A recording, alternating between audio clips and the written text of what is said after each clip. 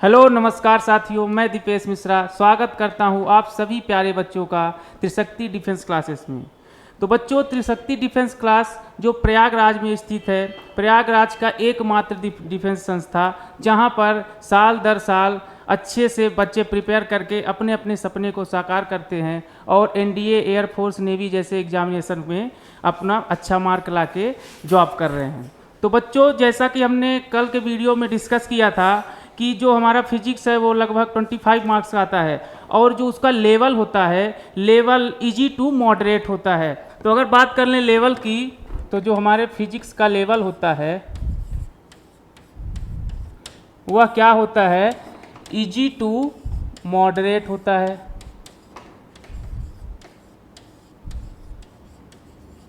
Easy to moderate level होता है जिसमें बच्चे इजी क्वेश्चंस ज़्यादातर आते हैं और मॉडरेट एक या दो शायद हार्ड क्वेश्चन आते हैं जिसमें आपको दिमाग लगाने की आवश्यकता पड़ती है। तो हमने कल के वीडियो में मैटर के 3 स्टेट्स को डिस्कस किया था जिसमें सॉलिड, लिक्विड, गैस था। तीनों का कंपैरिजन करके हम अच्छी तरीके से समझे थे सॉलिड क्या है, लिक्विड क्या है, गैस क्या है और इनकी प्रॉपर्टीज़ क्या हैं। तो बच्चों, हमारा 2 स्टेट्स अभी बाकी रह गए थे, एक था प्लाज्मा स्टेट और दूसरा था बोस-आइंस्टीन कंडेंसेट स्टेट। तो आज इन दोनों स्टेट्स को हम अच्छे से डिस्कस करेंगे और साथ ही साथ समझेंगे ये कहाँ फॉर्म होते हैं, कैसे फॉर्म होते हैं, इन सब बारे में। तो बिना देरी के आइए स्टार्ट करते हैं।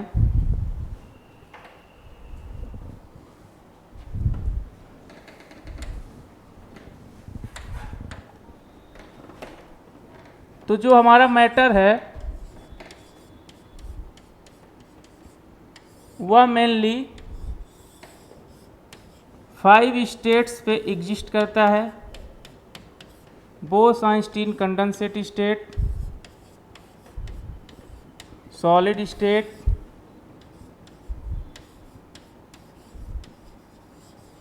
लिक्विड स्टेट, गैसियस स्टेट और जो हमारा लास्ट होता है प्लाज्मा स्टेट।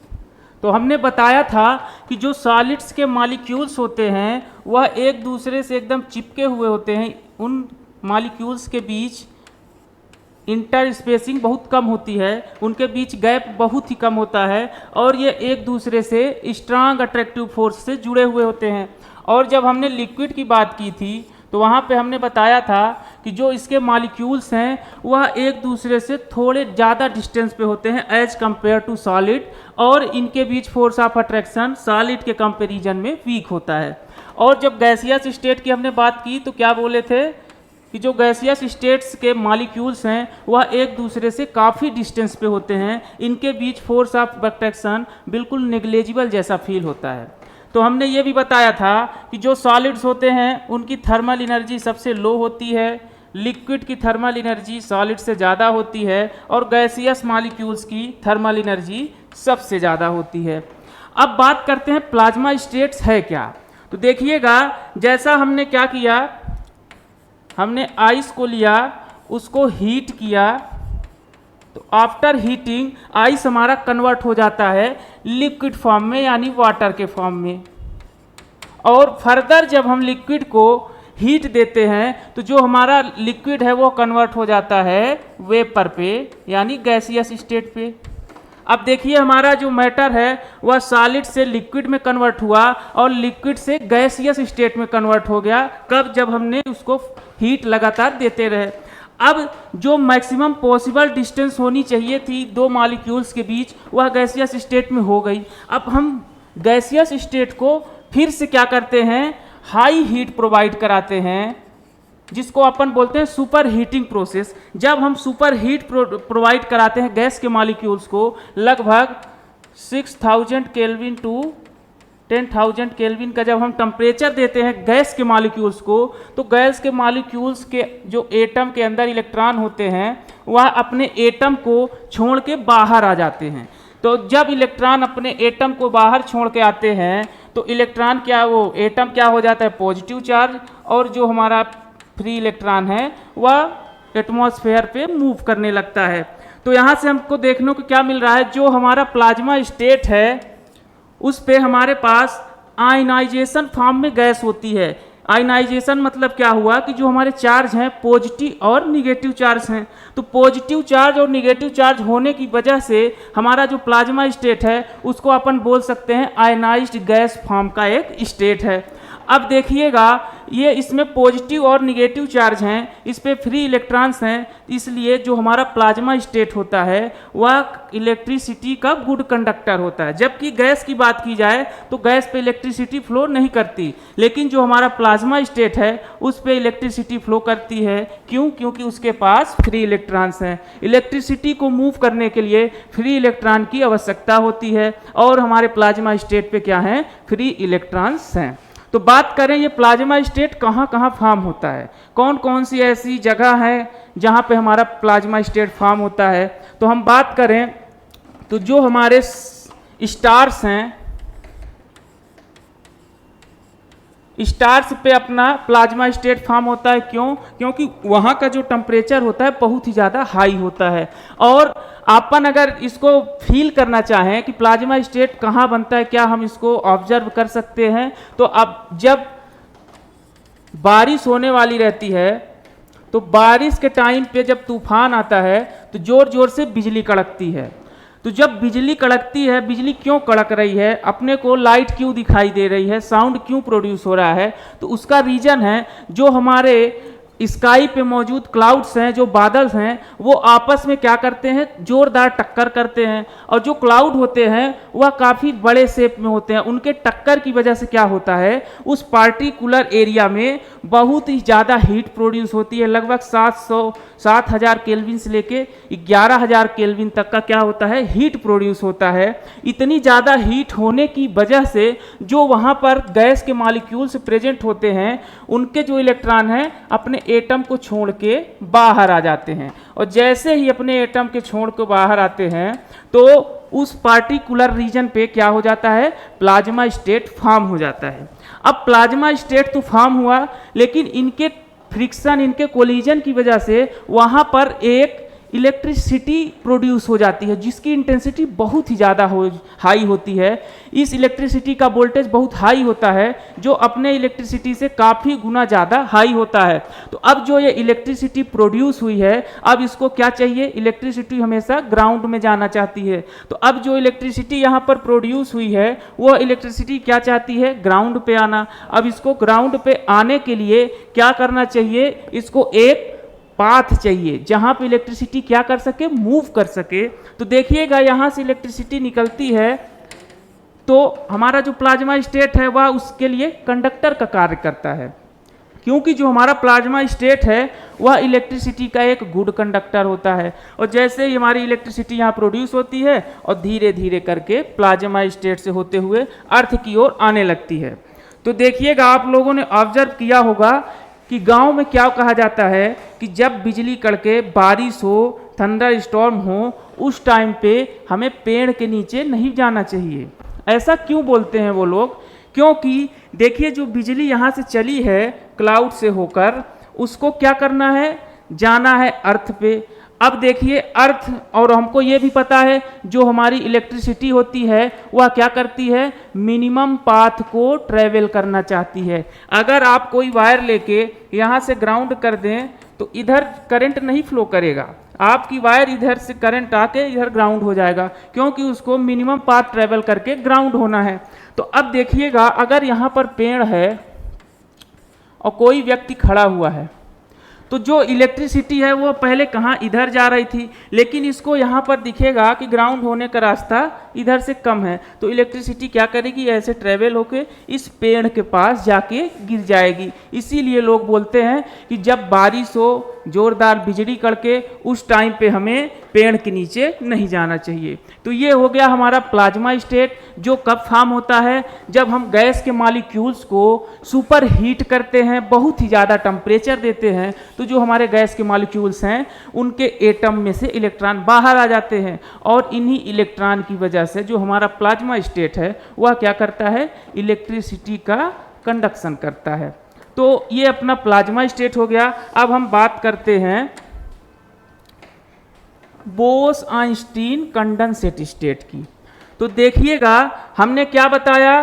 इधर हम बढ़ेंगे तो हमारा जो मैटर है उसकी हीट क्या हो रही है, बढ़ रही है। जैसे ही हम सॉलिड से प्लाज्मा स्टेट की ओर जा रहे हैं, इसका मतलब क्या हो रहा है कि इस पार्टिकुलर रीजन पे क्या हो रही है, हीट हमारी इंक्रीज हो रही है। और अगर हम प्लाज्मा टू सॉलिड की ओर बढ़ते हैं तो हमारी हीट क्या होती है, डिक्रीज होती है। तो जब हम हीट को बढ़ाते गए तो सॉलिड लिक्विड में कन्वर्ट हुआ, लिक्विड गैस में कन्वर्ट हुआ और गैस प्लाज्मा में कन्वर्ट हुआ। और जैसे ही हम हीट को डिक्रीज करने लगे, कम करने लगे, तो जो हमारा गैसियस स्टेट है वो लिक्विड में कन्वर्ट होता है, लिक्विड सॉलिड में। और जब हम सॉलिड को सुपर कूल करते हैं, it means absolute zero temperature पे रखते हैं, उस टाइम पे एक स्टेट फॉर्म होता है जिसको हम क्या बोलते हैं, बोस-आइंस्टीन कंडेंसेट स्टेट। अब देखिएगा ये इसका नाम बोस-आइंस्टीन कंडेंसेट स्टेट क्यों पड़ा। तो हमारे इंडिया के साइंटिस्ट थे सत्येंद्र नाथ बोस। जो हमारे सत्येंद्र नाथ बोस थे वह इंडिया के बहुत ही अच्छे साइंटिस्ट थे। अब उनके मन में एक थॉट आया कि जैसे हम गैस मॉलिक्यूल्स का लो कर रहे हैं टेम्परेचर, तो वो लिक्विड में हो रहा है, लिक्विड का लो कर रहे हैं तो सॉलिड में हो रहा है। अगर हम सॉलिड का भी क्या कर दें और टेम्परेचर डिक्रीज कर दें तो क्या ऐसा कोई स्टेट पॉसिबल है। तो उन्होंने इसी के लिए रिसर्च किया, और रिसर्च में उन्होंने क्या किया, जो बोसान गैस को लिया, बोसान गैस का मॉलिक्यूल लिए। कौन सी गैस, बोसान। बोसान गैस ऐसी गैसों को बोला जाता है जिनके सब एटॉमिक पार्टिकल का सम क्या आ जाए, इवन नंबर आ जाए। जैसे हमारे जो इलेक्ट्रॉन प्रोटॉन न्यूट्रॉन को हम सम करें, number of electron proton neutron का सम करें और वो इवन आ जाए, ऐसी गैसेस को हम क्या बोलते हैं, बोसान। ऐसे पार्टिकल्स को हम क्या बोलते हैं, बोसान। तो उन्होंने क्या किया, बोसान को लिया और उसको एब्सोल्यूट जीरो टेम्परेचर पे क्या किया, ठंडा किया, फ्रीज किया। तो 0 केल्विन टेम्परेचर पे क्या होता है कि जो बोसान्स थे इनके, जब इसको हम एब्सोल्यूट जीरो टेम्परेचर देते हैं, इट मीन्स -273.50 डिग्री।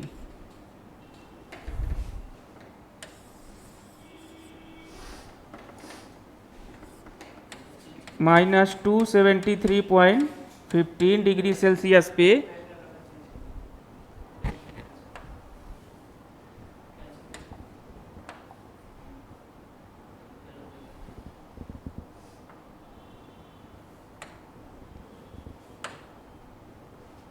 हाँ, तो जब हम अपने बोसान गैसेस को एब्सोल्यूट जीरो टेम्परेचर देते हैं तो वह गैसेस के जो एटम्स होते हैं एक दूसरे पे क्या हो जाते हैं, ओवरलैप हो जाते हैं।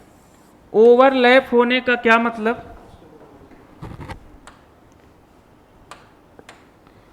ओवरलैप होने के क्या मतलब, जो उसके एटम्स थे एक दूसरे के ऊपर ओवरलैप कर जा रहे हैं, चिपक जा रहे हैं। और जो यह अपनी आइडेंटिटी था बोसान का कि ये गैस है, वह गैस ना होकर यह सुपर एटम बन जाता है, सुपर एटम, जिसको हम क्या बोलते हैं, सुपर एटम। और ये सुपर एटम के बनने की वजह से यहाँ पे क्या होता है, इसका वॉल्यूम चेंज हो जाता है, लगभग 0 के इक्वल हो जाता है। जब इन्होंने अपने रिसर्च में ये पाया कि जब हम बोसान्स को एब्सोल्यूट जीरो टेम्परेचर पे फ्रीज कर रहे हैं तो वो क्या हो जा रहे हैं, उसके एटम पे एक दूसरे के ऊपर ओवरलैप हो जा रहे हैं। तो उन्होंने भारत में पब्लिश करना चाहा अपने इस रिसर्च के जो रिजल्ट आया था, लेकिन वहाँ के लोग मानने के लिए नहीं तैयार थे। फिर उन्होंने क्या किया कि इस रिसर्च को, जो इनको रिजल्ट प्राप्त हुआ था, उन्होंने एक खत लिखा आइंस्टीन जी को, और आइंस्टीन ने इस पर विचार विमर्श करके एक थ्योरी दी और उन्होंने बताया कि ये जो बोसान्स हैं उनको हम क्या कर सकते हैं, सुपर एटम फॉर्म कर सकते हैं एब्सोल्यूट जीरो टेम्परेचर देने पर, और एक नया स्टेट फॉर्म होता है इस समय मैटर का, इसको क्या बोलते हैं, बोस आइंस्टीन कंडेंसेट। ये बी से बोस, ई से आइंस्टीन और सी से कंडेंसेट, ये नया स्टेट मैटर का प्राप्त हो जाता है। तो यहाँ से हमारा जो स्टेट्स ऑफ मैटर है वह कंप्लीटली ख़त्म हो गया। अब आप हम बढ़ते हैं अपने अगले टॉपिक के लिए, जहाँ पे हमने इलास्टिसिटी को डिस्कस किया था, और इलास्टिसिटी के आगे जो हमारे टॉपिक्स हैं आज उसको हम कवर करते हैं।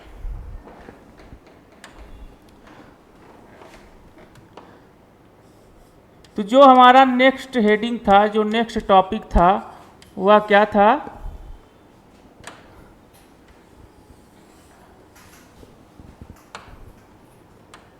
लिमिट ऑफ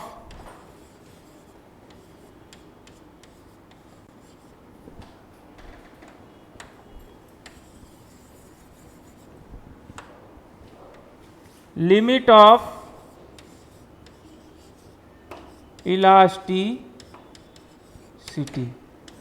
देखिएगा लिमिट ऑफ इलास्टिसिटी क्या होती है।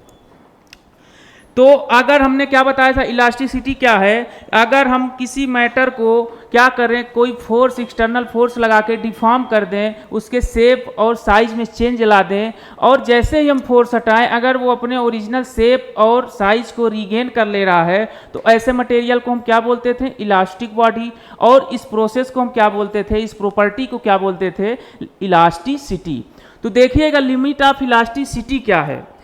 तो डिफॉर्मिंग फोर्स की वह मैक्सिमम लिमिट जिस लिमिट तक कोई बॉडी इलास्टिसिटी की प्रॉपर्टी शो करे, अगर उस लिमिट से ज़्यादा हम उस लिमिट से ज़्यादा फोर्स को बढ़ा दें तो वह बॉडी अपने जो इलास्टिक प्रॉपर्टी है उसको क्या कर दे? खो दे, लूज कर दे। तो क्या होता है? वही हमारा लिमिट ऑफ इलास्टिसिटी। तो इसकी डेफिनीशन की बात की जाए तो लिमिट ऑफ इलास्टिसिटी क्या है?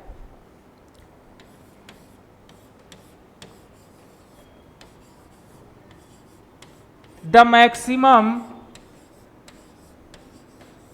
value of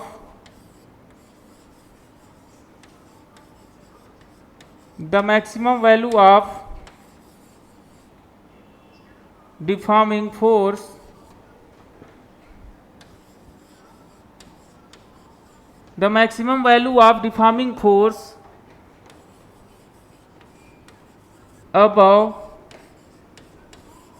above which a body lose their elasticity।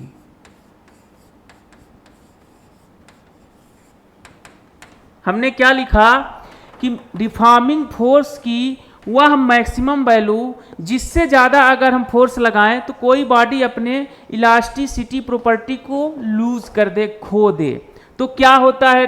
For example हमने कोई स्प्रिंग लिया, उस पर क्या किया? फोर्स, एक्सटर्नल फोर्स लगाया, उसको हम क्या बोलते हैं? Deforming force.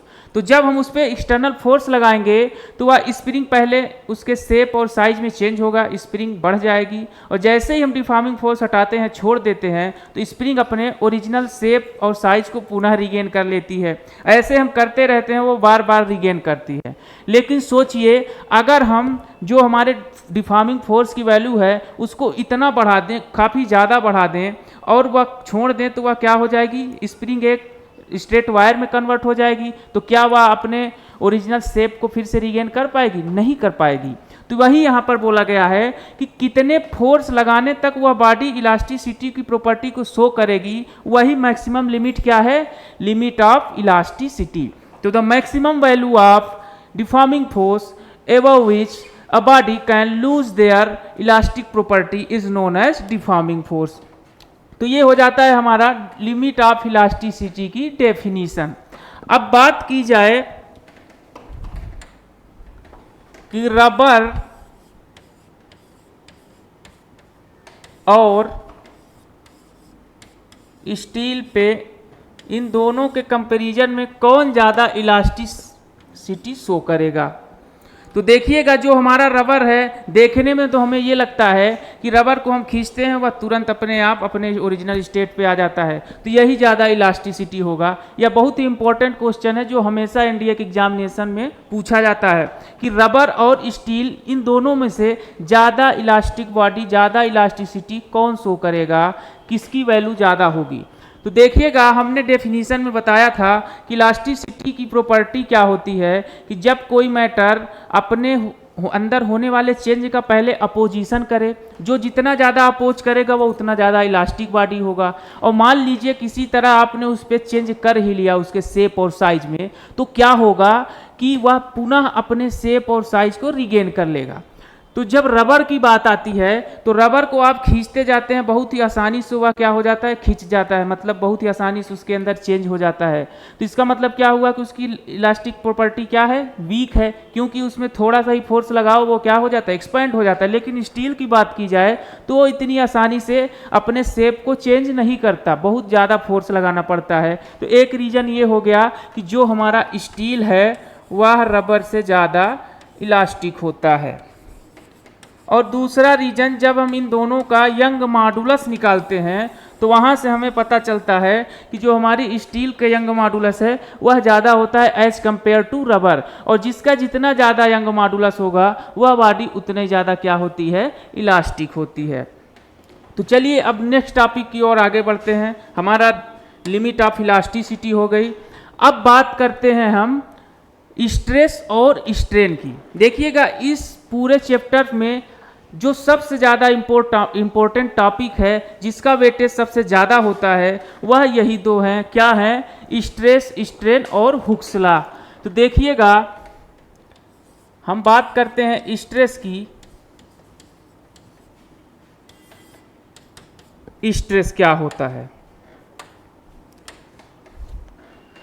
The restoring force acting per unit area of deform body is known as stress. तो किसी डिफॉर्म बॉडी पे उसके यूनिट एरिया में कितना रिस्टोरिंग फोर्स वर्क कर रहा है, उसी की वैल्यू को हम क्या बोलते हैं, स्ट्रेस। तो देखिएगा हम अगर ये हमारे पास कोई स्प्रिंग है और इसको हम क्या करना चाहेंगे, इधर से फोर्स लगा के खींचना चाहेंगे, तो ये हमारी जो स्प्रिंग है ये क्या करेगी, इसका अपोजिशन करेगी। इसके अपोजिशन के लिए क्या होता है कारण, इलास्टिसिटी। तो जब हम इस बॉडी का लेंथ इंक्रीज करना चाहेंगे, इस स्प्रिंग की लेंथ इंक्रीज करना चाहेंगे, उस टाइम पे ये जो हमारा स्प्रिंग होगा ये क्या करेगा, इसका अपोजिशन करेगा। ये अपोजिशन कौन करता है, रीस्टोरिंग फोर्स। ये जो सेल्फ डेवलप हो जाता है, रीस्टोरिंग फोर्स। तो जो रीस्टोरिंग फोर्स होगा हम इस पे बाहर लगाएंगे, बाहरी एक्सटर्नल फोर्स लगाएंगे, तो ये स्प्रिंग क्या करना चाहेगी, अपने शेप को पुनः रिगेन करना चाहेगी। उसी फोर्स को हम क्या बोलते हैं, रिस्टोरिंग फोर्स।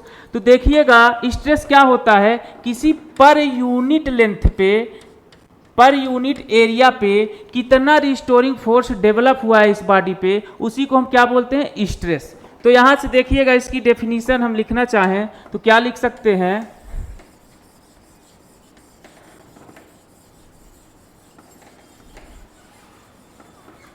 तो स्ट्रेस इज इक्वल टू, हम क्या लिख सकते हैं,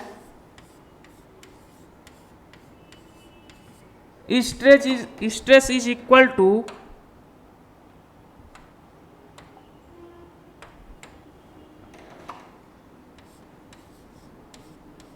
रीस्टोरिंग फोर्स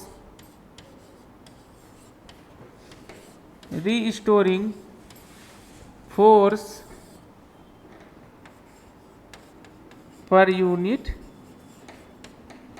क्रॉस सेक्शन, यहां पे लिख सकते हैं यूनिट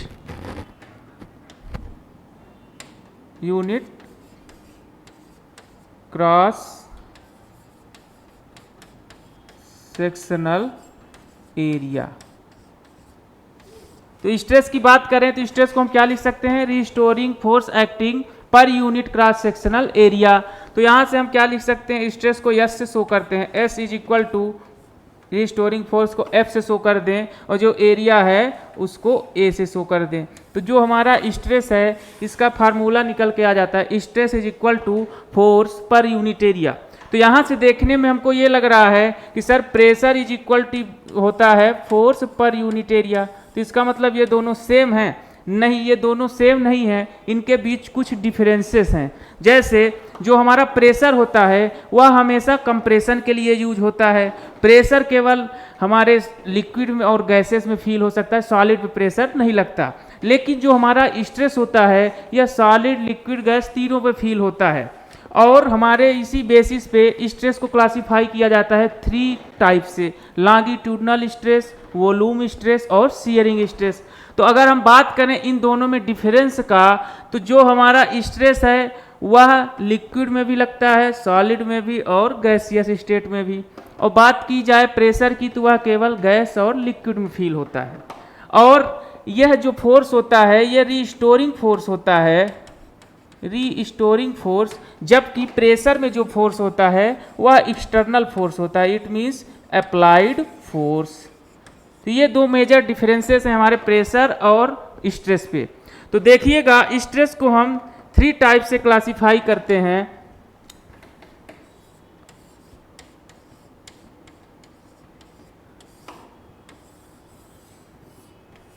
पहला हमारा होता है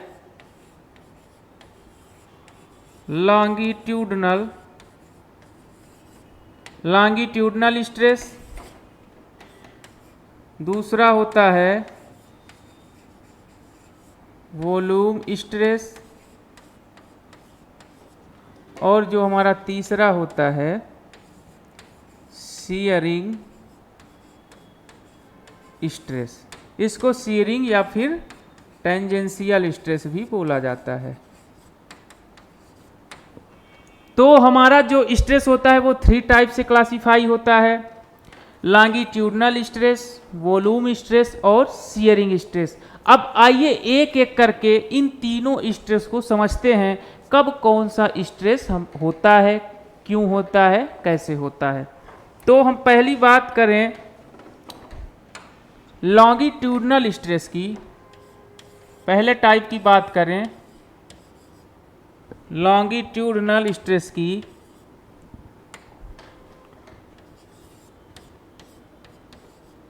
लॉन्गिट्यूडनल स्ट्रेस की, तो लॉन्गिट्यूडनल स्ट्रेस क्या होता है? लॉन्गिट्यूडनल स्ट्रेस वह होता है जब हम किसी बॉडी के लेंथ के अलोंग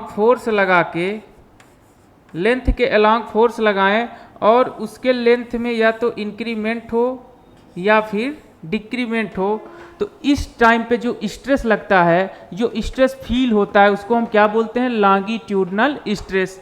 अब देखिए पहले ये जो रॉड थी उसकी लेंथ थी कैपिटल एल, अब हमने क्या कर दिया, स्मॉल एल, इसकी लेंथ को इंक्रीज कर दिया, तो इसकी जो अब ओरिजिनल लेंथ हो गई है, न्यू लेंथ क्या हो गई? L plus small L. पहले कैपिटल एल था, अब स्मॉल एल इंक्रीज हो गई लेंथ, तो ये क्या हो गया? L plus small L. तो देखिएगा ये जो लॉन्गिट्यूडनल स्ट्रेस है इस पे क्या हो रहा है? लेंथ में चेंजमेंट आ रहा है। तो जब लेंथ के अलोंग कोई फोर्स लगता है, या इसको कंप्रेस किया जाए या फिर इसको इंक्रीज किया जाए इसकी लेंथ को, उस टाइम पे जो फोर्स लगता है उसको हम, जो स्ट्रेस फील होता है उसको हम क्या बोलते हैं? Longitudinal stress. तो लॉन्गिट्यूडनल स्ट्रेस भी 2 प्रकार से होते हैं। पहला टेंसाइल स्ट्रेस,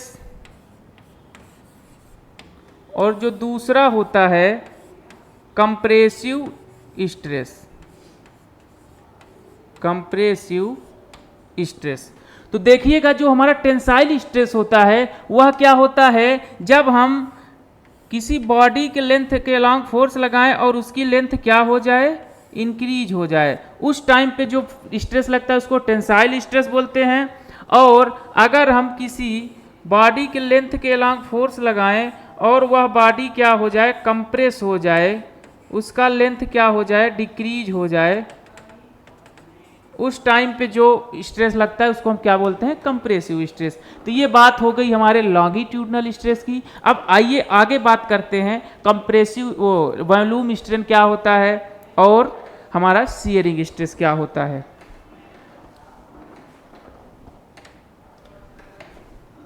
तो नेक्स्ट टाइप है जो हमारा क्या है? वॉल्यूम स्ट्रेस, या फिर इसी को बोला जाता है बल्क स्ट्रेस। अब देखिएगा वॉल्यूम स्ट्रेस क्या होता है। तो वॉल्यूम स्ट्रेस क्या होता है? जब हम किसी बॉडी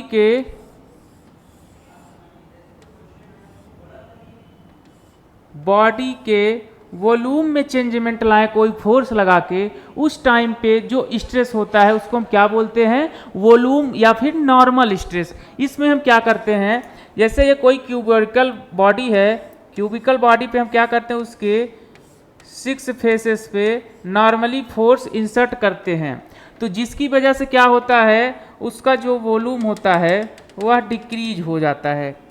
तो इस टाइम पे जो हमारा स्ट्रेस होता है उसको हम क्या बोलते हैं, वॉल्यूम या फिर नॉर्मल स्ट्रेस। तो आइए अब नेक्स्ट जो हमारा है एक और बचा हुआ है जिसको हम क्या बोलते हैं, शियरिंग स्ट्रेस।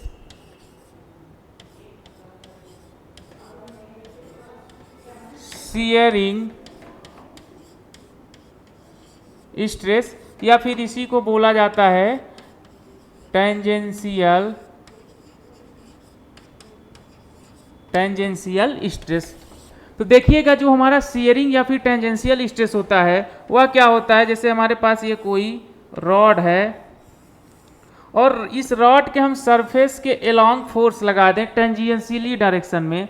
जब हम टेंजेंशियल डायरेक्शन में फोर्स लगाते हैं तो यह बॉडी यहाँ से फिक्स होती है, तो क्या होता है, यह बॉडी शियर हो जाती है कुछ एंगल से, ये बॉडी क्या हो जाएगी, शियर हो जाएगी, ये इधर की ओर झुक जाती है। तो जब ये बॉडी झुकती है तो यहाँ से हमें देखने को क्या मिल रहा है कि इस बॉडी पे एक कुछ एंगल से शियर प्रोड्यूस हो रहा है और इसी एंगल को हम क्या बोलते हैं, शियर एंगल या फिर शियरिंग एंगल। तो इसकी अगर हम बात किए, अगर यहाँ से यहाँ टोटल डिस्प्लेसमेंट x है और इस रॉड की लेंथ L है, उस टाइम पे जो हमारा शियर एंगल होगा उसको हम क्या बोलेंगे, theta is equal to tan theta ले लें। अगर ये एंगल बहुत छोटा है तो उस टाइम पे क्या हो जाएगा, theta is equal to x/L। वो कैसे आएगा, जब हम ट्रिग्नोमेट्रिकल फार्मूला लगाएंगे यहाँ पर, tan theta is equal to क्या होता है, परपेंडिकुलर अपॉन हाइपोटेनियस। तो देखिएगा थीटा के सामने जो साइड होती है उसको हम परपेंडिकुलर बोलते हैं और जो हमारी सबसे लॉन्गेस्ट साइड होती है उसको क्या बोलते हैं, हाइपोटेनियस। तो यहाँ से निकल के आ जाएगा tan theta is equal to x/L। तो यही हमारा क्या होता है, शियरिंग स्ट्रेस। जब हम किसी बॉडी के सरफेस के अलॉन्ग फोर्स लगाते हैं तो क्या होता है, वो बॉडी शियर हो जाती है, कुछ अपने ओरिजिनल पोजीशन से क्या हो जाती है, झुक जाती है, और उसी टाइम पे जो स्ट्रेस हमारे फोर्स लगाने से फील होता है उसको हम क्या बोलते हैं, शियरिंग स्ट्रेस। तो यहाँ से हमारा स्ट्रेस की कहानी समाप्त हो जाती है। स्ट्रेस क्या होता है, force acting restoring force acting per unit area of deform body is known as stress. Stress क्या होता है, किसी बॉडी पे हम डिफॉर्मेशन ला दें और उस बॉडी का जो पर यूनिट एरिया पे फोर्स फील होगा उसी को हम क्या बोलते हैं, स्ट्रेस। तो स्ट्रेस हमारा हो गया है। अब बात करते हैं आगे स्ट्रेन की।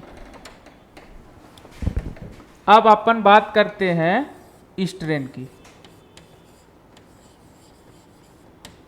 स्ट्रेन क्या होता है, तो देखिएगा जब हम किसी बॉडी पे फोर्स लगाते हैं तो उस बॉडी के शेप या फिर साइज में चेंज आता है। तो इसी चेंज को मेजर करने के लिए एक क्वांटिटी बनाई गई जिसका नाम क्या है, शियरिंग, जिसका नाम है स्ट्रेन। तो देखिएगा यहाँ से क्या लिख सकते हैं हम, स्ट्रेन क्या है, किसी भी बॉडी में हुए चेंज को मापने का एक क्वांटिटी है। इसको हम क्या लिख सकते हैं, change in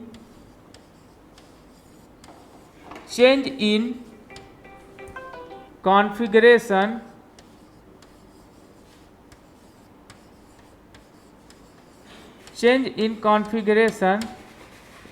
by original configuration,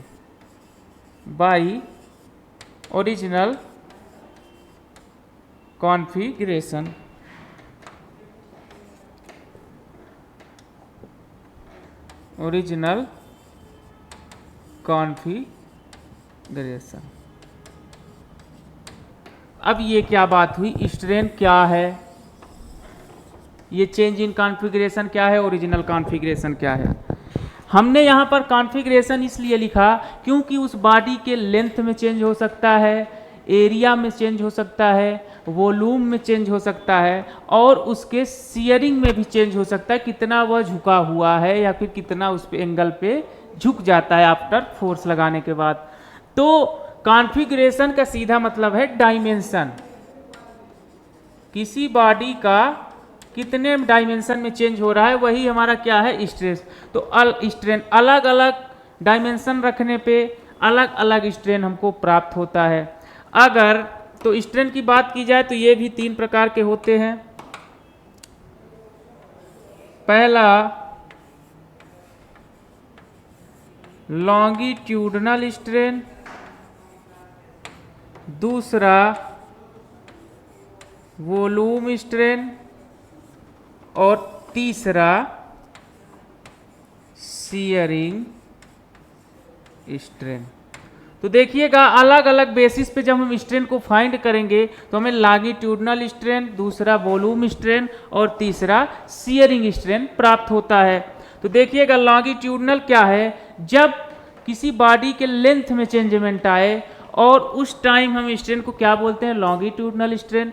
जब वॉल्यूम में चेंजमेंट आए तो उसको क्या बोलते हैं हम, वॉल्यूम स्ट्रेन। और जब उसके एंगल में कोई चेंजमेंट आ रहा है शियर एंगल में, उस टाइम हम उसको क्या बोलेंगे, शियरिंग स्ट्रेन। तो आइए एक एक करके इन तीनों को समझते हैं। तो पहला हमारा क्या है, लॉन्गिट्यूडनल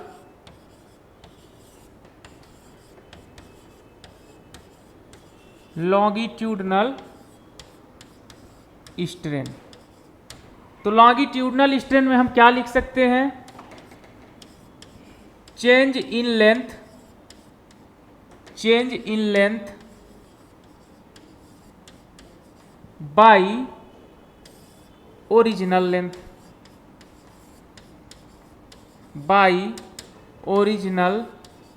लेंथ। तो यहां से हम क्या देख रहे हैं, लॉन्गिट्यूडनल स्ट्रेन क्या होता है, रेशियो होता है change in length upon original length का। तो देखिएगा ऊपर भी लेंथ नीचे भी लेंथ, इसलिए यह क्वांटिटी डायमेंशन लेस और यूनिट लेस होती है। तो देखिएगा लॉन्गिट्यूडनल क्या हो रहा है कि हम किसी भी बॉडी का क्या कर दें, लेंथ में चेंजमेंट लाएं। तो अगर ये मान लीजिए पहले इसकी लेंथ थी, जैसे ये कोई रॉड है, अगर पहले उसकी लेंथ थी कैपिटल एल, अब उस पर हम फोर्स लगा के उसकी लेंथ को क्या कर दें, इंक्रीज कर दें, जो कि अब हो जाए L प्लस डेल्टा L। तो अब देखिएगा चेंज कितनी हो रही है लेंथ में, डेल L।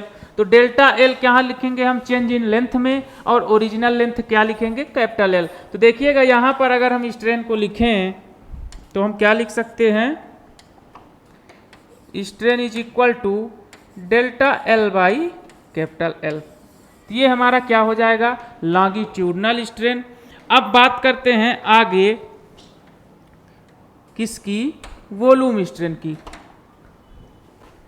तो जो हमारा दूसरा है क्या है, वॉल्यूम स्ट्रेन। वॉल्यूम स्ट्रेन क्या होगा, जैसे वहां पर change in length by original length था, वैसे यहां पर क्या होगा, change in volume by original volume. तो यहां पर हम क्या लिख देंगे, change in volume by original volume.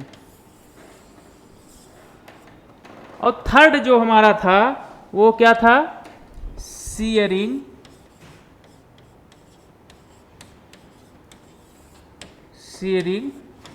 Strain. तो शियरिंग स्ट्रेन पे अपन क्या लिखेंगे कि पहले वो बॉडी कितने डिग्री एंगल पे स्टैंड था, अब कितने डिग्री एंगल पे हो रहा है, उस टाइम पे जो हमारा स्ट्रेन होगा उसी को हम क्या बोलेंगे, शियरिंग स्ट्रेन। जब किसी बॉडी पे सरफेस के अलोंग फोर्स लगाया जाता है उस टाइम पे जो एंगल प्रोड्यूस होता है उसी को हम क्या बोलते हैं, शियरिंग स्ट्रेन। जो हमने पहले ही बताया था, theta is equal to X by L. तो यहां से हमारा स्ट्रेस और स्ट्रेन की कहानी समाप्त होती है। अब असली कहानी जो आती है, जो इस चैप्टर का सबसे बेजोड़ टॉपिक है, जहां से क्वेश्चन 2 से 3 क्वेश्चन बनते ही बनते हैं, वह टॉपिक है हमारा मॉडुलस ऑफ इलास्टिसिटी। तो देखिएगा मॉडुलस ऑफ इलास्टिसिटी क्या है, किसने इसको बताया, उन सब चीज़ों को बारे में समझते हैं। तो उसके पहले जो हमारा आता है हुक्स लॉ। हुक्स एक साइंटिस्ट थे, उन्होंने एक लॉ दिए जिसमें उन्होंने क्या बताया, within the elastic limit the ratio of longitude the ratio of stress and strain is equal to modulus of rigidity, या फिर इसी को अलग भाषा में हम क्या बोल सकते हैं, within the elastic limit the stress is directly proportional to the strain. तो हुक्स जी ने क्या बताया कि हम लिमिट ऑफ इलास्टिसिटी को ध्यान रखते हुए किसी बॉडी में स्ट्रेस को लगाकर स्ट्रेन प्रोड्यूस करते हैं, तो जो हमारा स्ट्रेस है वह किसके, स्ट्रेन के डायरेक्टली प्रोपोर्शनल होता है। तो इनके स्टेटमेंट की बात करें तो उन्होंने क्या बताया था,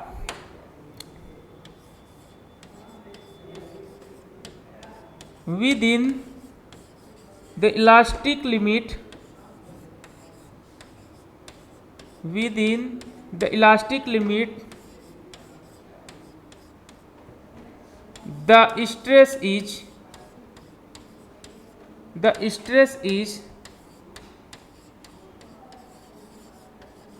directly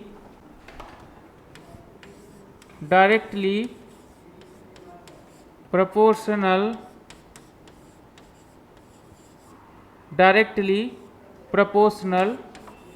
to the strain. Hooke's ji ने ये बताया कि जब हम लिमिट ऑफ इलास्टिसिटी के ध्यान को रखते हुए जब हम किसी भी बॉडी पे स्ट्रेन को प्रोड्यूस करते हैं, स्ट्रेन को क्रिएट करते हैं, उस टाइम पे जो हमारा स्ट्रेस होता है वह क्या होता है, स्ट्रेन के डायरेक्टली प्रोपोर्शनल होता है। तो इनके स्टेटमेंट के अनुसार हम क्या लिख सकते हैं, stress is directly proportional to the strain. अब हम क्या लिख सकते हैं कि इलास्टिक लिमिट के अंदर जो स्ट्रेस है हमारा वह किसके, स्ट्रेन के डायरेक्टली प्रोपोर्शनल होगा। तो यहाँ से हम क्या करते हैं, प्रोपोर्शनलिटी साइन को हटा के एक कांस्टेंट लाते हैं, उसको अपन क्या बोलते हैं, इस कांस्टेंट को अपन क्या बोलते हैं, ई को हम क्या बोल सकते हैं, इलास्टिक कांस्टेंट,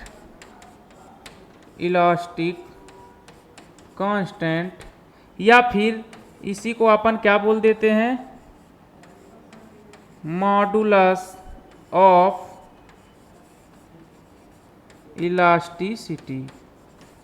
इसी को हम इलास्टिक कांस्टेंट या फिर मॉडुलस ऑफ इलास्टिसिटी बोलते हैं। तो देखिएगा यहाँ से हम ई की वैल्यू को निकालें तो क्या हो जाएगा, E is equal to stress by strain. तो यहाँ से जो हमारी वैल्यू निकल के आएगी ई की क्या हो जाएगी, ई क्या है, स्ट्रेस और स्ट्रेन का रेशियो है। तो देखिएगा अब ये ई की वैल्यू डिफर करेगी कि कौन स्ट्रेस है कौन स्ट्रेन है, इसी पे इस ई की वैल्यू डिपेंड करेगी। अब देखिए हमारे पास स्ट्रेस भी तीन है, लॉन्गिट्यूडनल और वॉल्यूम और शियरिंग स्ट्रेस।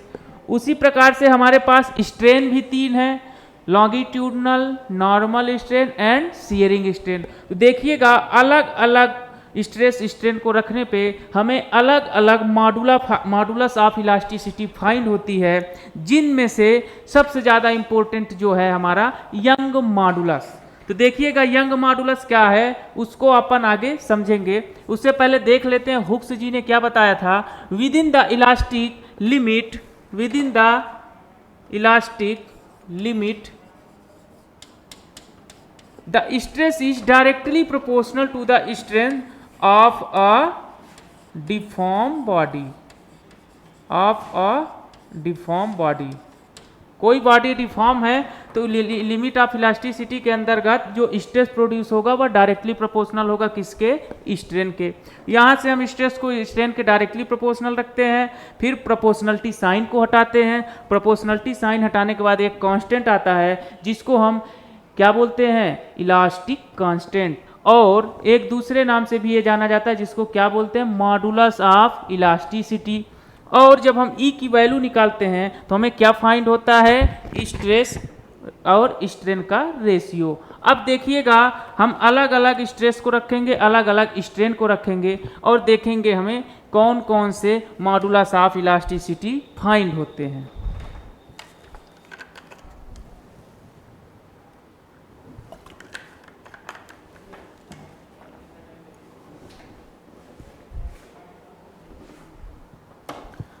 तो आइए हम अलग अलग स्ट्रेस और अलग अलग स्ट्रेन को रखते हैं।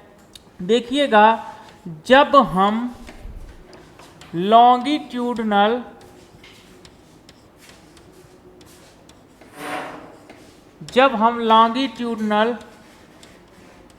स्ट्रेस और लॉन्गिट्यूडनल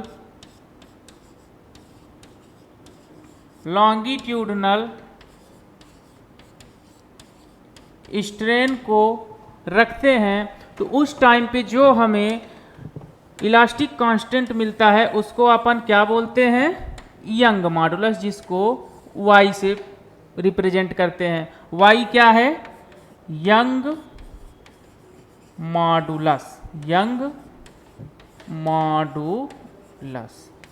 तो देखिएगा जब हम इलास्टिक कांस्टेंट के रेशियो में लॉन्गिट्यूडनल स्ट्रेस और लॉन्गिट्यूडनल स्ट्रेन को रखते हैं तो उस टाइम पे जो हमें कांस्टेंट फाइंड होता है उसको हम क्या बोलते हैं, यंग मॉडुलस। तो अगर इसकी डेफिनीशन की बात की जाए तो अपन क्या बोल सकते हैं, within the elastic limit the ratio of longitudinal stress to the longitudinal strain is known as young modulus।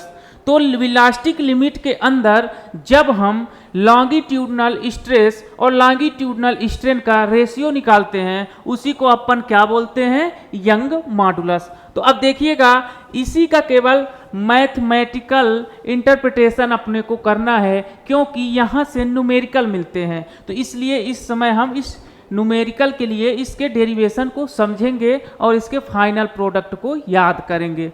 तो देखिएगा यंग मॉडुलस क्या है, लॉन्गिट्यूडनल स्ट्रेस अपन लॉन्गिट्यूडनल स्ट्रेन। तो क्या इतनी बात समझ में आई आपको? तो अब देखिएगा हम क्या लिख सकते हैं, Young modulus is equal to force upon area by del L upon L, ये लिख सकते हैं। कब, मान लीजिए हमारे पास ये कोई सिलेंड्रिकल वायर है और उस पे हमने क्या किया, उस पे हमने फोर्स लगाकर एक वेट को लटका कर क्या कर दिया, उसकी लेंथ को इंक्रीज कर दिए। ये कोई क्या है, m मास वाला वेट है जिसको हम लटका दिए तो इसकी लेंथ इंक्रीज हो गई। पहले इसकी लेंथ थी स्मॉल l, अब क्या हो गई है, डेल्टा एल बढ़ गई है जिससे इसकी लेंथ क्या हो गई, एल प्लस डेल एल। तो देखिएगा अब इस रॉड पे फोर्स कौन सा फील हो रहा है, देखिए इस पे हम क्या किए हैं, एक लोड को सस्पेंड किए हैं। इस लोड की वजह से क्या लग रहा है, एक ग्रेविटेशनल फोर्स लग रहा है, किस पर, इस रॉड पर, जो वेट के तौर पे होता है। तो इसको हम क्या लिख सकते हैं, W is equal to mg mass into gravity. तो फोर्स की जगह हम क्या लिख सकते हैं, m इंटू जी। अब देखिएगा इसको हम पहले सिंप्लीफाई कर लेते हैं, L ऊपर चला जाएगा और नीचे डेल L इंटू ए हो जाएगा। देखिएगा फोर्स की जगह हम mg लिख लिए, इनिशियल लेंथ क्या थी उसकी, L थी, तो इसको हम क्या लिख दे रहे हैं, L बाई नीचे क्या है, डेल L है, इंटू। अब यहाँ से आप देखिएगा एरिया क्या होगा, तो इस जो वायर का क्रॉस सेक्शनल एरिया है उसी को हम क्या लिख देंगे, एरिया की जगह पे। तो देखिए ये वायर का जो क्रॉस सेक्शन है वो क्या है, ये क्या है, सर्कुलर है, तो इसका जो एरिया होगा क्या हो जाएगा, पाई आर स्क्वायर। तो अपन क्या लिख सकते हैं, पाई आर स्क्वायर। तो यहाँ से y की वैल्यू क्या निकल के आ गई, mgl into pi r square del L. ये क्या है, हमारे यंग मॉडुलस की वैल्यू है। तो अब देख लेते हैं अपन इसको और सिंप्लीफाई कैसे किया जा सकता है। तो यहाँ से देखिएगा y इज इक्वल टू क्या हो गया है, mgl by pi r square into change in length. ये फार्मूला हमारे पास निकल के आ गया है। ये क्या है? Young modulus. तो अब देखिएगा अपने को क्या चाहिए। अब ये तो यंग मॉडुलस की ओरिजिनल वैल्यू आ गई। अब आपको मान लीजिए दे दिया कोई बॉडी है जिसका मास 5 kg है और जिसकी लेंथ 4 सेंटीमीटर है और उसमें हम एक वेट सस्पेंड करके क्या करते हैं, जो उस पर वेट लटकाने पे उसकी लेंथ 2 सेंटीमीटर इंक्रीज हो जाती है, जिसकी रेडियस आपको बोल देगा रेडियस है 2 सेंटीमीटर। अब आप फाइंड करिए उसका क्या? Young modulus. तो आप क्या करेंगे? वेट की जगह पे m रखेंगे, जो mg है वेट है, तो वहाँ पे मास की वैल्यू रखेंगे, ग्रेविटी की वैल्यू रखेंगे, उसके इनिशियल लेंथ और final length change in length लिखेंगे और पाई और r उसका जो रेडियस होगा उसको लिख देंगे। तो यहाँ से हमको क्या मिल जाएगा? Young modulus of that body. या फिर हमें न्यूमेरिकल पे कैसे देता है, अब देखिएगा कि यंग मॉडुलस की वैल्यू दे देगा और हमें वेट जो टांगा रहेगा उस पर वेट की वैल्यू दे देगा और उसकी लेंथ की वैल्यू दे देगा, इंक्रीज इन लेंथ की वैल्यू दे देगा और हमसे क्या पूछ लेगा? रेडियस उस वायर का। तो हमें क्या करना होगा? y की जगह y की वैल्यू सब वैल्यू पुट करेंगे तो हमें r की वैल्यू निकल के आ जाएगी। तो ये हमारा क्या हो गया? Young modulus. अब हम देखेंगे कि अब जब हम वैल्यू को चेंज करते हैं, जैसे हमने लॉन्गिट्यूडनल स्ट्रेस को रखा तो हमें क्या प्राप्त हुआ? लॉन्गिट्यूडनल स्ट्रेस, लॉन्गिट्यूडनल स्ट्रेन को रखने पे हमें क्या मिलता है? Young modulus. और अगर हम वॉल्यूम स्ट्रेस और वॉल्यूम स्ट्रेन को रखते हैं तो उस टाइम पे हमें क्या प्राप्त होता है? Bulk modulus. और जब हम शियरिंग स्ट्रेस और शियरिंग स्ट्रेन का रेशियो निकालते हैं उस टाइम पे जो हमें मॉडुलस ऑफ इलास्टिसिटी प्राप्त होता है उसको हम क्या बोलते हैं? Modulus of rigidity. तो यहाँ से देखिएगा हमने ये यंग मॉडुलस का फार्मूला निकाल लिया। ये फार्मूला बहुत ही ज़्यादा इंपॉर्टेंट रखता है हमारे एग्जामिनेशन के लिए। तो देखिएगा अब हम क्या प्राप्त करते हैं? किसी वायर को स्ट्रेच करने पे पर यूनिट वॉल्यूम में कितनी एनर्जी होती है उसको फाइंड करते हैं, क्योंकि वहाँ से भी कई बार क्वेश्चंस पूछे गए हैं। तो देखिएगा हेडिंग क्या लिख सकते हैं अपन?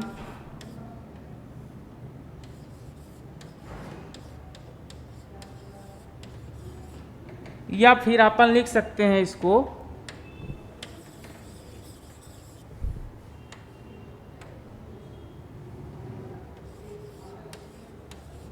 Work done in stretching of wire.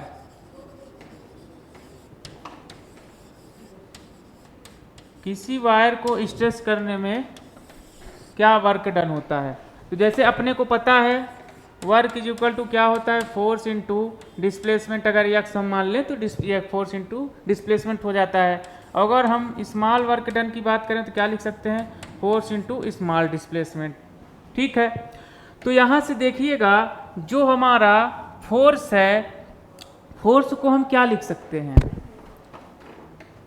D W is equal to force. यहाँ से हम पीछे जाएं तो हम देख सकते हैं अगर इसको mg की जगह हम f जहाँ पुट किए थे पहले उसको देखें तो फोर्स इज इक्वल टू हम क्या लिख सकते हैं? यहाँ से अगर फोर्स को निकालें तो फोर्स इज इक्वल टू क्या आ जाएगा? y into delta L by delta L into A by L. ये हमारे फोर्स की वैल्यू आ जाएगी। और यहाँ पर जब हम पुट करेंगे वैल्यू को तो देखिएगा अपने को क्या मिलेगा? फोर्स की जगह y into delta L into A by और क्या था? L।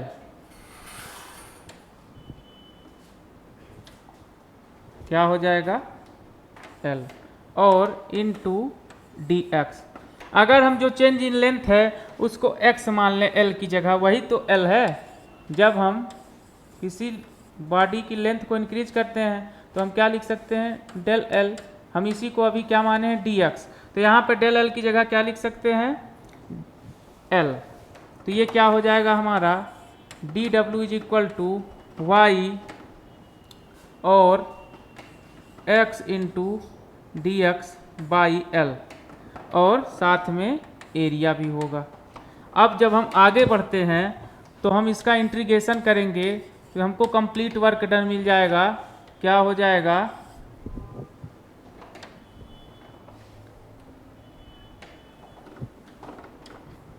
a into Y into X D X by L.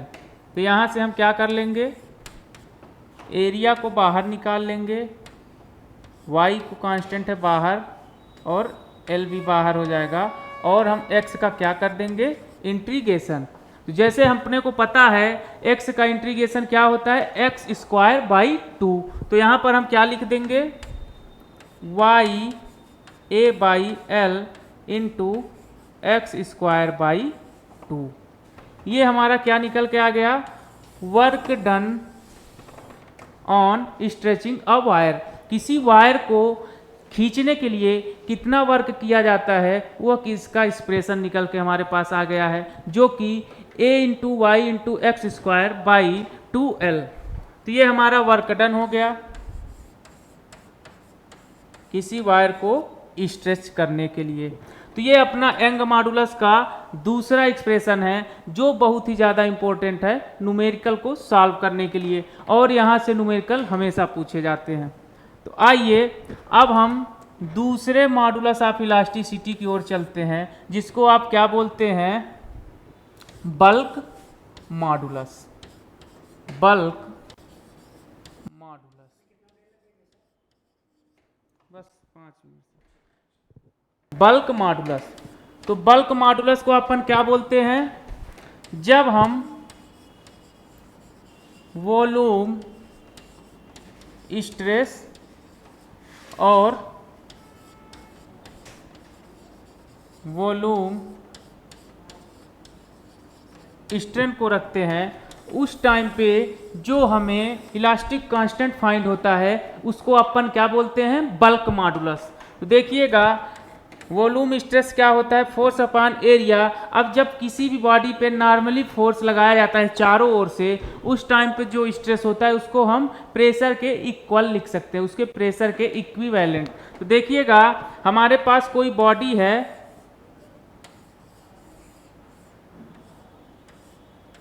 उसके हम 6 फेसेस पे फोर्स लगा रहे हैं। तो जब हम फोर्स लगाते हैं तो क्या होगा, उसका वॉल्यूम डिक्रीज हो जाएगा। अब देखिए नॉर्मली फोर्स यूनिफॉर्म फोर्स लग रहा है, उस टाइम पे जो वॉल्यूम स्ट्रेस होगा उसको हम प्रेशर के इक्वल लिख सकते हैं, क्योंकि प्रेशर भी जस्ट इसी तरह होता है। जब किसी बॉडी पे नॉर्मली चारों ओर से यूनिफॉर्म फोर्स फील होता है उसको हम क्या बोलते हैं, प्रेशर। तो यहाँ पे स्ट्रेस की जगह क्या लिख सकते हैं, प्रेशर। अब वॉल्यूम स्ट्रेन क्या है, change in volume, change in volume upon initial volume. तो हमने क्या लिख दिया, change in volume upon original volume. तो यहाँ से जो हमारा क्या बोलते हैं, इसको के से डिनोट करते हैं बल्क मॉडुलस को। तो यहाँ हम क्या लिख सकते हैं, K is equal to P V by del V. ये हमारा किसका आ गया है, बल्क मॉडुलस का। तो बल्क मॉडुलस बेसिकली है क्या, वॉल्यूम स्ट्रेन, वॉल्यूम स्ट्रेस और वॉल्यूम स्ट्रेन का क्या है, रेशियो है, उसको हम के से डिनोट करते हैं, वही हमारा क्या है, बल्क मॉडुलस। अब एक लास्ट बचता है जो अपना, उसको अपन क्या बोलते हैं, modulus of rigidity. Modulus of rigidity, modulus of rigidity. अब मॉडुलस ऑफ रिजिडिटी कब मिलेगा हमें, जब हम शियरिंग स्ट्रेस और शियरिंग स्ट्रेन का रेशियो फाइंड करेंगे। तो उस टाइम पे जो हमें इलास्टिक कांस्टेंट मिलेगा उसको अपन क्या बोलेंगे, मॉडुलस ऑफ रिजिडिटी। तो देखिएगा मॉडुलस ऑफ रिजिडिटी क्या होगा, जब हम क्या लिख दें, शियरिंग स्ट्रेस और शियरिंग स्ट्रेन का रेशियो, शियरिंग स्ट्रेस और शियरिंग स्ट्रेन का रेशियो फाइंड करते हैं, शियरिंग स्ट्रेन का रेशियो फाइंड करते हैं, उस टाइम पे जो हमें मॉडुलस ऑफ इलास्टिसिटी मिलता है उसको हम क्या बोलते हैं, मॉडुलस ऑफ रिजिडिटी। तो इसको किससे दिखाते हैं, ईटा से। तो ईटा इज इक्वल टू हम क्या लिख सकते हैं, shearing stress by shearing strain, shearing strain. तो ये क्या हो गया अपना मॉडुलस ऑफ रिजिडिटी। तो देखिएगा हमने इलास्टिक कांस्टेंट 3 प्रकार के फाइंड किए हैं। जो हमारा पहला है यंग मॉडुलस, दूसरा है बल्क मॉडुलस और तीसरा है मॉडुलस ऑफ रिजिडिटी। तो यहाँ से अपने को क्या देखने को मिला कि जब हम अलग अलग स्ट्रेस अलग अलग स्ट्रेन रखते हैं तो जो हमें इलास्टिक कांस्टेंट फाइंड होते हैं वो भी क्या होते हैं, अलग। तो अगर आपसे कोई पूछे कि जो यह मॉडुलस ऑफ इलास्टिसिटी है यह किस किन कारकों पे डिपेंड करती है, तो यहाँ से आप देख के बता सकते हैं ये जो इलास्टिसिटी है, मॉडुलस ऑफ इलास्टिसिटी है, पहला तो ये मटेरियल के नेचर पे डिपेंड करती है कि वह मटेरियल किससे मिल के बना है, उस मैटर की प्रॉपर्टी क्या है, और दूसरा उस मटेरियल के टेम्परेचर पे डिपेंड करती है। तो हमने देखा कई बार कि जैसे ही आप कोई रबड़ को गर्म कर दें तो वह फिर से अपने ओरिजिनल शेप को रिगेन नहीं कर पाता, क्या होता है, उसकी इलास्टिसिटी की प्रॉपर्टी खो देता है। तो हीट भी, हमारे मटेरियल की हीट भी डिपेंड करती है और साथ ही साथ वो मटेरियल किन चीज़ों से मिलकर बना है वह भी डिपेंड करता है कि किसी पार्टिकुलर मैटर का क्या होगी इलास्टिसिटी या फिर मॉडुलस ऑफ इलास्टिसिटी। तो जब हमने लॉन्गिट्यूडनल स्ट्रेस और लॉन्गिट्यूडनल स्ट्रेन का रेशियो फाइंड किया था उस टाइम पे हमें क्या मिला था, यंग मॉडुलस। और जब हमने वॉल्यूम स्ट्रेस और वॉल्यूम स्ट्रेन का रेशियो लिखा था उस टाइम पे हमें बल्क मॉडुलस मिला। और जब हमने क्या बोलते हैं शियरिंग स्ट्रेस और शियरिंग स्ट्रेन का रेशियो फाइंड किया उस टाइम पे जो हमें मॉडुलस ऑफ इलास्टिसिटी मिला उसको अपन ने क्या बोला, मॉडुलस ऑफ रिजिडिटी। तो आइए एक लास्ट टॉपिक है उसको डिस्कस कर लें, इसके बाद यह क्लास ओवर हो जाएगी। लास्ट टॉपिक अपना क्या आता है, पॉइजन्स रेशियो। यह पॉइजन जहर वाला नहीं है, एक पॉइजन साइंटिस्ट थे, उनके नाम पे उन्होंने एक रेशियो निकाला।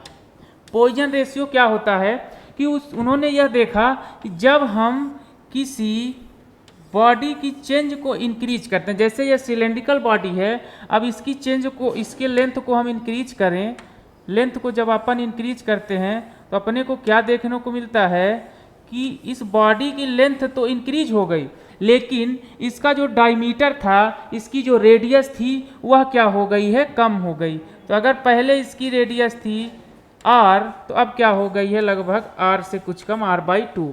तो इसी रेशियो को हम क्या बोलते हैं, पॉइजन रेशियो। तो पॉइजन रेशियो क्या होता है, लैटरल स्ट्रेन और लॉन्गिट्यूडनल स्ट्रेस का रेशियो, लॉन्गिट्यूडनल स्ट्रेन। तो देखिएगा पॉइजन रेशियो क्या है, जब हम लेटरल स्ट्रेन को निकालें, लेटरल स्ट्रेन क्या है कि change in diameter upon original diameter, और जो लॉन्गिट्यूडनल स्ट्रेन क्या है, change in length upon original length. तो जब इन दोनों का हम रेशियो निकालते हैं उसी रेशियो को अपन क्या बोलते हैं, Poisson's ratio. Poisson ratio basically है क्या कि within the elastic limit if we find the ratio of lateral strain and lateral strain and longitudinal strain then this ratio should be called as Poisson's ratio।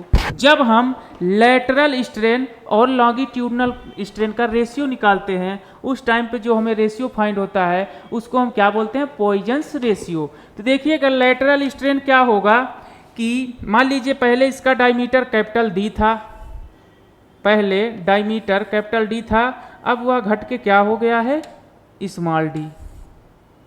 अब वो घट के क्या हो गया है, स्मॉल डी। तो लेटरल अगर स्ट्रेन की बात हम करें तो हम क्या लिख देंगे, change in diameter upon original diameter. और लेंथ की बात करें लॉन्गिट्यूडनल स्ट्रेन की तो अपन क्या लिख सकते हैं, change in length upon original length.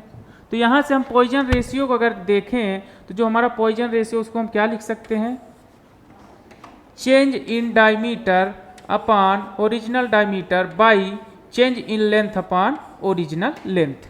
अब यहाँ से आप देखेंगे इसको ट्रांसफॉर्म करेंगे तो जो हमारा पॉइजन्स रेशियो है उसको अपन क्या लिख सकते हैं, D into L by del L into capital T. तो ये जो वैल्यू निकल के आई है इसको हम क्या बोलते हैं, पॉइजन्स रेशियो का एक्सप्रेशन।